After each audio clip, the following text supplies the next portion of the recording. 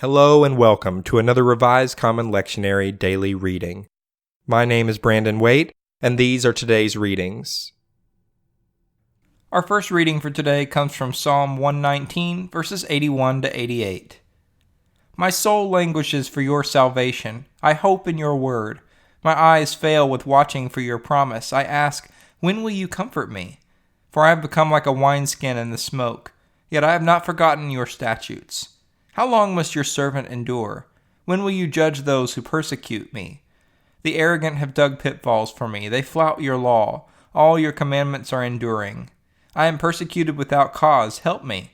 They have almost made an end of me on earth, but I have not forsaken your precepts. In your steadfast love, spare my life, so that I may keep the decrees of your mouth. Our second reading for today comes from Jeremiah chapter 16, verses 1 through 13. The word of the Lord came to me. You shall not take a wife, nor shall you have sons or daughters in this place. For thus says the Lord concerning the sons and daughters who are born in this place, and concerning the mothers who bear them, and the fathers who beget them in this land. They shall die of deadly diseases. They shall not be lamented, nor shall they be buried. They shall become like dung on the surface of the ground. They shall perish by the sword and by famine, and their dead bodies shall become food for the birds of the air, and for the wild animals of the earth.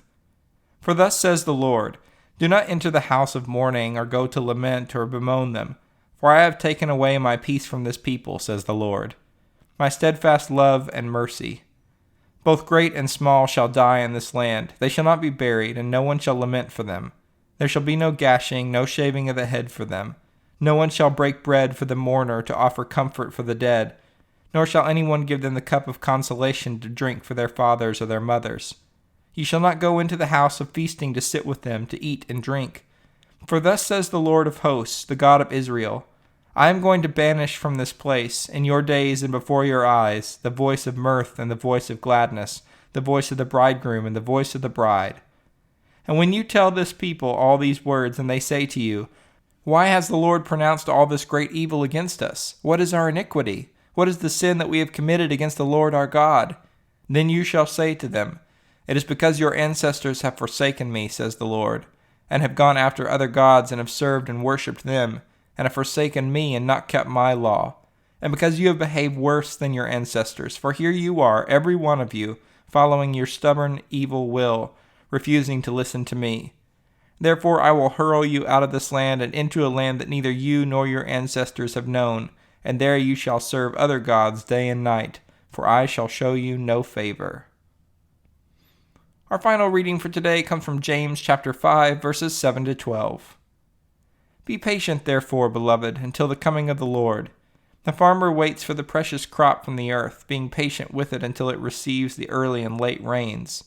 You also must be patient. Strengthen your hearts, for the coming of the Lord is near. Beloved, do not grumble against one another, so that you may not be judged.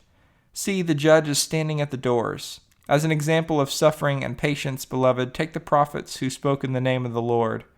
Indeed, we call blessed those who showed endurance. You have heard of the endurance of Job, and you have seen the purpose of the Lord, how the Lord is compassionate and merciful.